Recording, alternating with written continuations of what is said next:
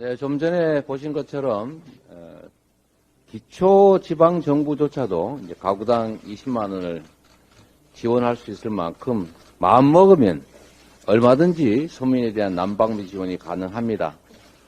특히 재정 여력이 기초정부보다는 훨씬 더 클 광역 그리고 특히 중앙정부에서는 정말로 우리 국민들의 고통을 조금이라도 공감한다면 즉시 충분히 난방비 지원이 가능하다는 점을 다시 한번 지적하면서 정부의 난방비 지원을 촉구합니다.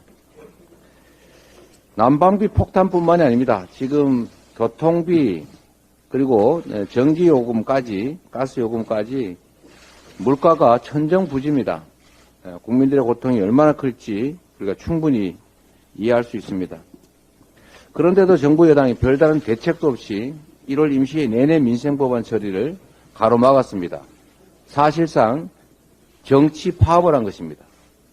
우리 국민들을 고통 속에 방치하고 한가하게 정쟁이나 일으키면서 1월 한 달을 낭비한 것이 참으로 안타까운데 이번 2월 국회에서는 실질적인 대책들을 협의하기를 기대합니다. 특히 양곡관리법 또 각종 일몰법 처리는 당연히 해야 될 일입니다. 거기다가 우리 더불어민주당이 제안한 30조 원 민생 프로젝트에 대해서 실질적 협의와 진척이 있기를 기대합니다. 이러다가 윤 정권의 특장점이 소잃고 애완간도 못 거치는 것이다. 이런 지적을 받게 될 가능성이 있습니다. 국민들의 삶이 어려워지고 있는 이때 국민들의 그 고통을 외면하지 않기를 다시 한번 촉구합니다. 올해 국정 방향을 가늠할 부처 업무 보고가 끝났습니다. 그런데 민생위기에 대한 실질적 대책 해결 방안은 찾기가 어렵습니다. 국민들을 오징어 게임식 무한 경쟁으로 몰아넣겠다는 엄포, 강압만 가득할 뿐입니다. 윤석열 정권의 국정 철학이 약육강식, 적자 생존이라는 점만 다시 한번 확인된 자리가 아닌가 생각됩니다. 정권의 무능과 무책임, 무대책 때문에 민생이 풍전등화입니다. 전기료 폭탄 고지서가 곧 날라올 텐데 그 전에 대책은 세우지 못했을지라도 사후 대책이라도 충분히 만들어내기를 다시 한번 촉구드리는 바입니다. 공공요금의 인상은 실질적으로는 서민 증세입니다.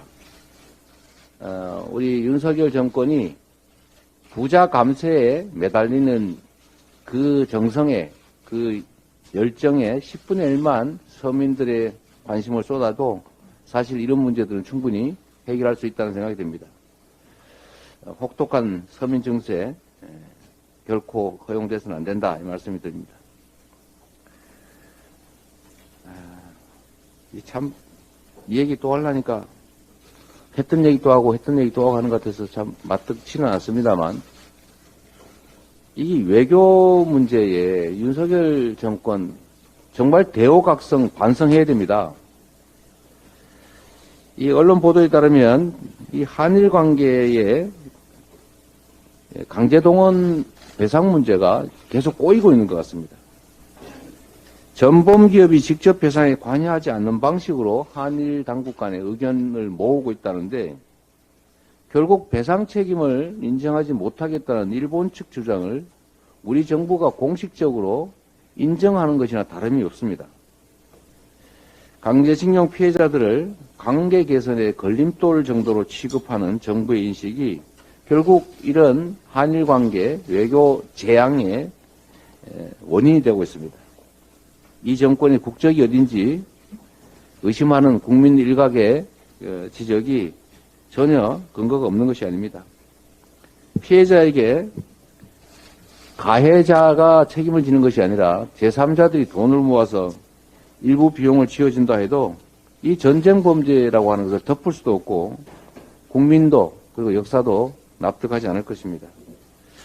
특히 애꿎은 우리 국내 기업들에게 배상 책임을 넘기는 것은 정말로 역사에 죄를 짓는 행위다라는 지적을 다시 한번 드립니다.